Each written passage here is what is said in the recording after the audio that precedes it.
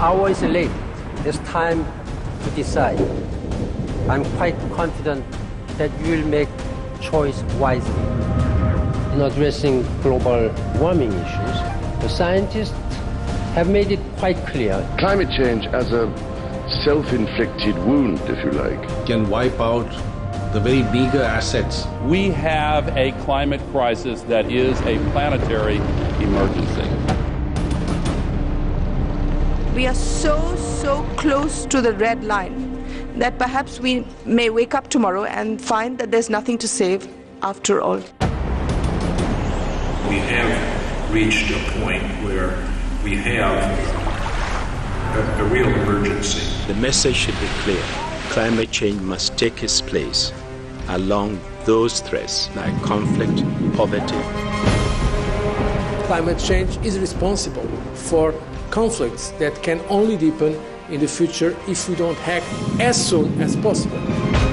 It's the only thing that I believe has the power to fundamentally end the march of civilization as we know it. You will have a catastrophe added to another catastrophe. Climate change means catastrophically violent weather. Like wildfires and devastation. Rising sea levels. Rising food prices. To the spread of disease. If the future of the world depended on me, what would I do?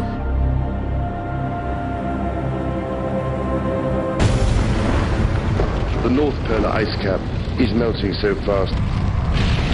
But what seems to me to be important is that some of the effects we are witnessing now are happening twice as fast as scientists were predicting just 5 years ago. A report issued earlier this year by the UN Intergovernmental Panel on Climate Change concluded both that global temperatures are rising, that this is caused largely by human activities. And if you look at the fourth assessment report of the IPCC, we've assessed several stabilization scenarios. In 2010, there could already be as many as 50 million environmentally displaced persons due to climate change, desertification, and deforestation. Experts tell us that the situation underlying the crisis is not a temporary one. And it's getting more and more difficult every day.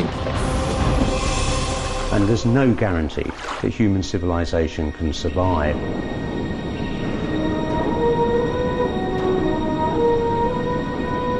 The doomsday clock of climate change is ticking ever faster towards midnight.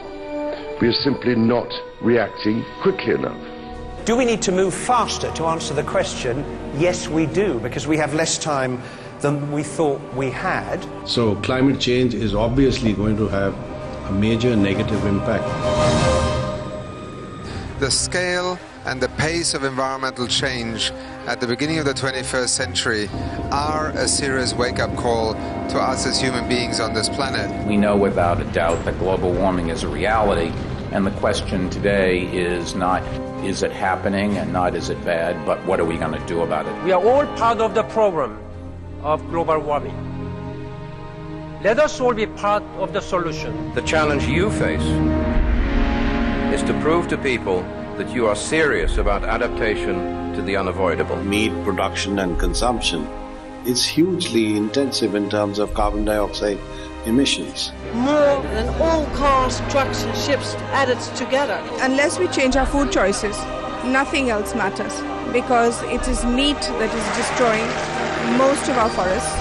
It's meat that pollutes the waters. It is meat that is creating disease, which leads to all our money being diverted to hospitals.